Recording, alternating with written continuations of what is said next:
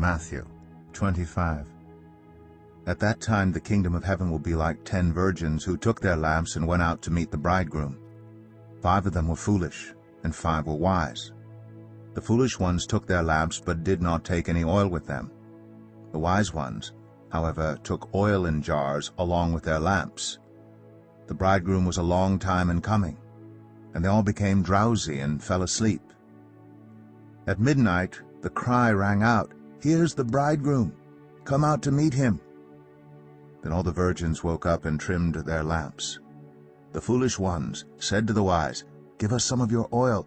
Our lamps are going out." "No," they replied, "there may not be enough for both us and you. Instead, go to those who sell oil and buy some for yourselves." But while they were on their way to buy the oil, the bridegroom arrived. The virgins who were ready went in with him to the wedding banquet, and the door was shut. Later the others also came. "Lord, Lord," they said, "open the door for us." But he replied, "Truly I tell you, I don't know you. Therefore keep watch, because you do not know the day or the hour." Again it will be like a man going on a journey, who called his servants and entrusted his wealth to them. To one he gave 5 bags of gold, to another 2 bags, and to another 1 bag, each according to his ability. Then he went on his journey. The man who had received 5 bags of gold went at once and put his money to work and gained 5 bags more. So also the one with 2 bags of gold gained 2 more. But the man who had received 1 bag went off, dug a hole in the ground, and hid his master's money.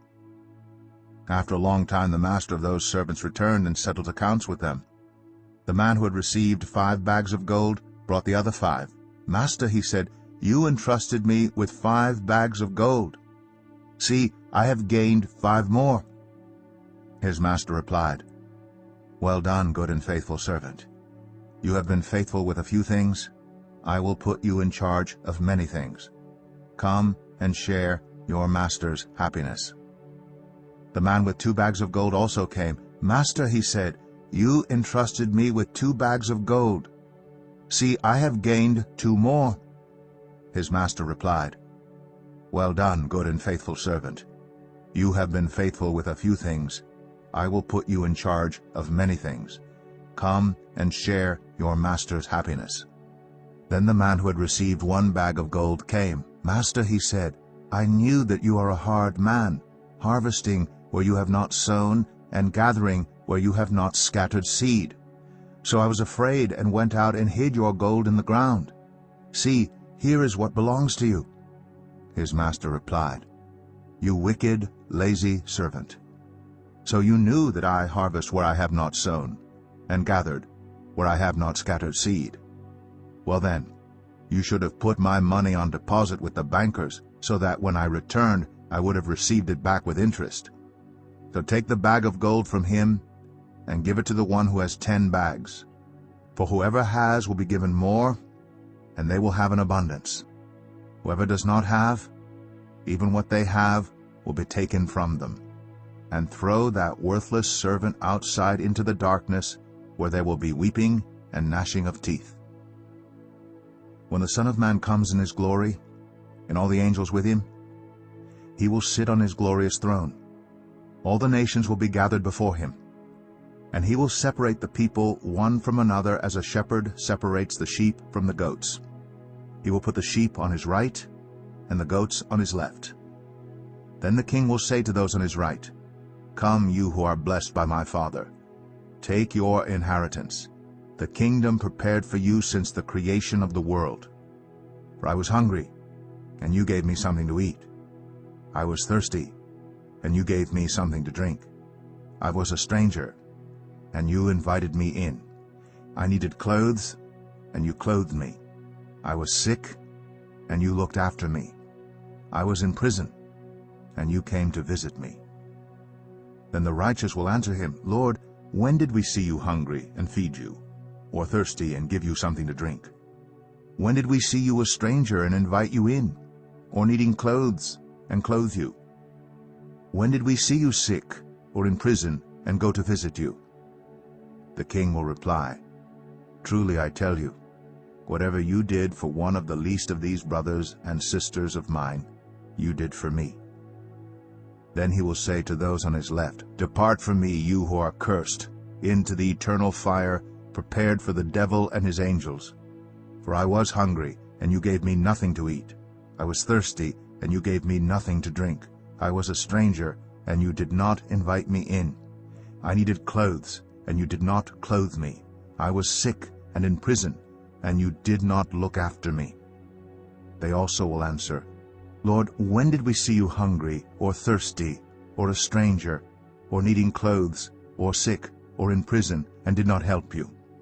He will reply, "Truly I tell you, whatever you did not do for one of the least of these, you did not do for me." Then they will go away to eternal punishment, but the righteous to eternal life. Matthew 26. When Jesus had finished saying all these things, he said to his disciples, "As you know, the Passover is 2 days away, and the Son of Man will be handed over to be crucified." Then the chief priests and the elders of the people assembled in the palace of the high priest, whose name was Caiaphas, and they schemed to arrest Jesus secretly and kill him. "But not during the festival," they said, "or there may be a riot among the people."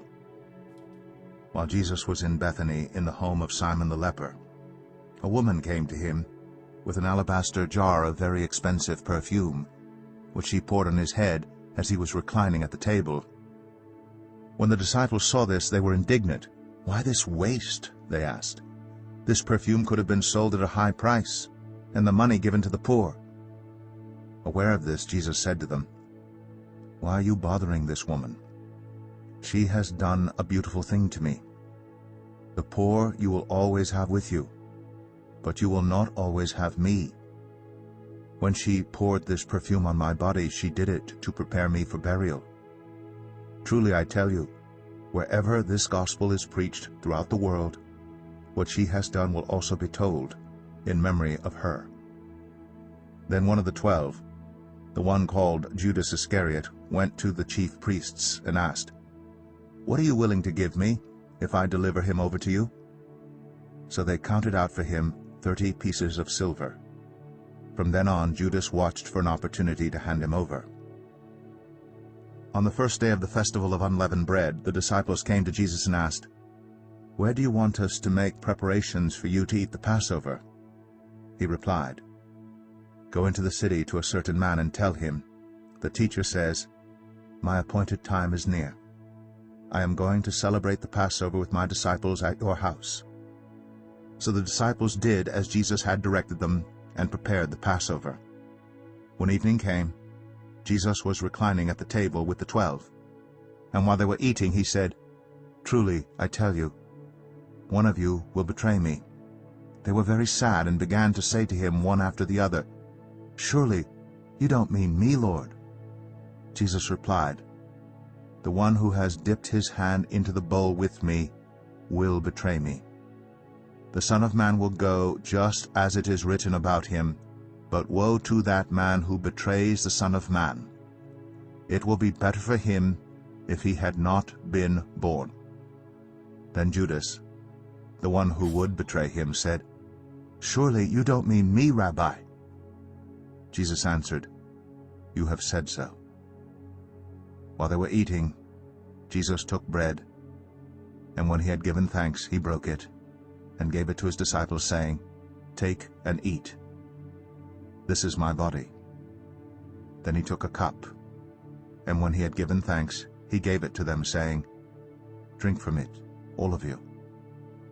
This is my blood of the covenant, which is poured out for many for the forgiveness of sins. I tell you, I will not drink from this fruit of the vine from now on, until that day when I drink it anew with you in my Father's kingdom."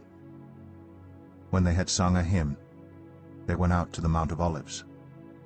Then Jesus told them, "This very night you will all fall away on account of me, for it is written, 'I will strike the shepherd, and the sheep of the flock will be scattered.' But after I have risen, I will go ahead of you into Galilee."